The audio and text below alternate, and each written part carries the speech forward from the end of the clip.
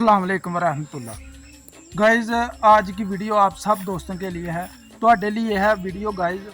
ਤੁਸੀਂ ਸਿਰਫ ਇੰਨਾ ਦੱਸੋ ਕਿ ਵੋਟ ਸ਼ੇਰ ਨੂੰ ਪਾ ਰਹੇ ਹੋ ਕਿ ਕੁਰਸੀ ਨੂੰ ਡਾਲ ਰਹੇ ਹੋ, ਕਿਹਨੂੰ ਵੋਟ ਡਾਲ ਰਹੇ ਹੋ ਤੇ ਕਿਹੜਾ ਤੁਹਾਡਾ ਪਸੰਦੀਦਾ ਹੈ ਤੇ ਕਿਹਨੂੰ ਤੁਸੀਂ ਜ਼ਿਆਦਾ ਲਾਈਕ ਕਰਦੇ ਹੋ ਤੇ ਕਿਹੜੇ ਸਿਆਸਤਦਾਨ ਹੈ ਜਿਨ੍ਹਾਂ ਦੇ ਪਿੱਛੇ ਤੁਸੀਂ ਲੱਗਦੇ ਹੋ तो ਤੁਹਾਡੀ ਗੱਲ नहीं सुनते हैं।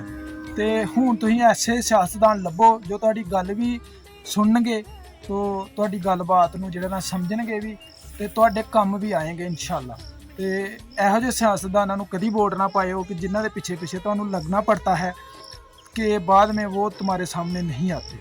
ऐसे सियासतदानों को वोट पाओ जो आपकी मुश्किल वक्त में आपके साथ साथ पीछे लगे रहें, आपको जो है ना पानी से चुक कर खुशकी में रखें, छत के नीचे से चुक कर आपको छत बना के दें। और इल्म वाले और दीन वाले और इज़्ज़त वाले और एहतराम वाले ऐसे सियासतदानों को पसंद किया करो गाइस।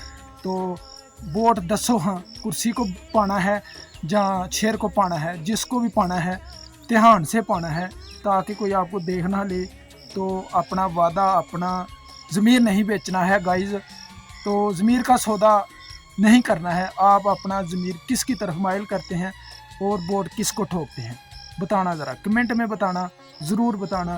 अपनी पार्टी का नाम लिख के ਜਾਂ कमेंट ਦੇ ਵਿੱਚ कोई झंडा झुंडा भेज दियो गाइज।